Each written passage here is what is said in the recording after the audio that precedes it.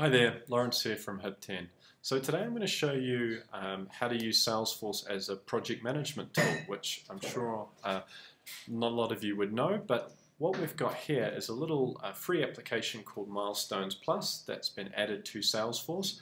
And I'll take you on a quick demo and show you how we can use it. So right now we're looking at a project, and of course all of this is customizable. You can make it look however you want, you can remove things, add things. So along the top here, we can see the account, we can see the percent complete, the number of hours incurred. So if you want to track time, you can use this tool to track time inside Salesforce.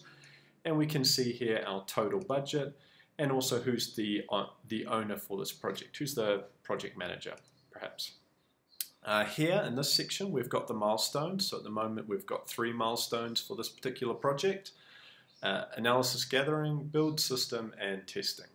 And you can also see how many tasks are open at any one point. And of course, if you have 100 milestones, that's okay. This is just an example. And on the right, we can see how we're doing with our balance of hours against each milestone.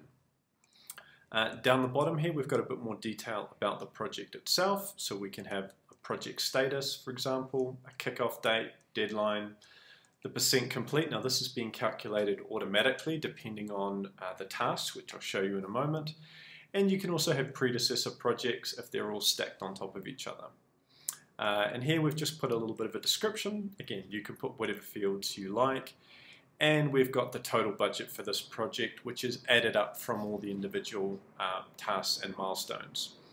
And then if we go down even further, it's also generated us a little Gantt chart so we can see the progression of the project, where all the different tasks and dependencies are, and this is all dynamic, of course. You don't have to change anything. It'll just get generated with the tasks and milestones. So let's have a look at the first milestone here. So we'll go to Analysis Gathering, and the first thing we're going to see is the tasks that are underneath this milestone. So we can see in this case the initial meeting has been completed, but these 2 tasks have not yet. And again, down here you can also put some more information. There's some visual displays about the tasks under the milestone, and we can see how many hours this particular milestone has incurred thus far. If we wanted to add a new task, it's really easy. We just click here. We could just call this task Send Invoice, perhaps. You can choose your start date, and you can also choose a due date. It will also track your actual start and actual finish automatically. And if you want, you can also put a predecessor task in so that things are linked together. And then there's lots of other fields. You can set priorities. You can have stages inside of each task if you want to go to that level. You can also mark something as blocked. So if a task is being held up, you can mark it as blocked, for example, by ticking this. And then you can put a reason why it's blocked. Customer hasn't paid bill. So there's lots of options there that you can play with. So I'm just going to click Save. So now we've got that new task here. And if we just refresh the page, we can see now along the top under the summary that there's 3 open tasks for this particular milestone. We can see the deadline. We can see the estimated hours and the actual hours that have been consumed and how we're looking against balance. Now, if we went to one of these individual tasks, I've added a little time component here. So if we wanted to add some time, we could say meeting with client, and we could say it was 4 hours and it was today. And then you'd also be able to choose who's logging the time, or it could just be yourself. And we can just hit save. So we can use it not just for tracking the tasks inside the project and the milestones, but also tracking time.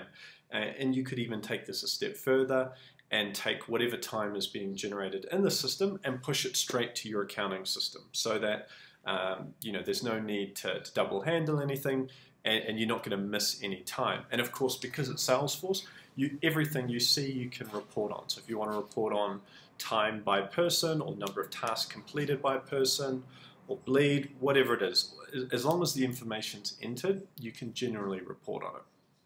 So let's just jump back up to that milestone. So we can see our bleed on the hours has been updated. Likewise, all of this information is filtering back up to the project itself. So we can see here that we've burned 40 hours of our estimated 100. Now there's some other really nice things we can do. Because this is Salesforce, we can use the Salesforce features such as chatter.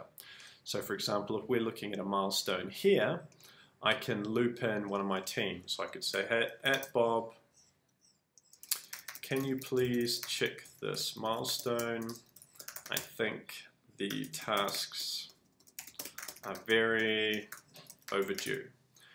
And when we use chatter, he'll immediately get an email notification to basically come and look at this particular record in Salesforce. And you could use chatter on the milestone, or you could also use it at the project level.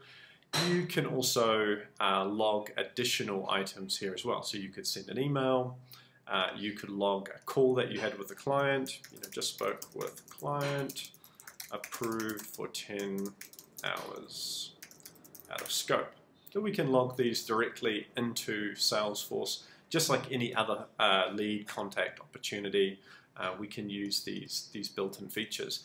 And because it's Salesforce, you can also access this on your mobile. So if you use the mobile app, you can get to your projects, you can get to the information, see how they're progressing, and you can also check off tasks or enter time as well.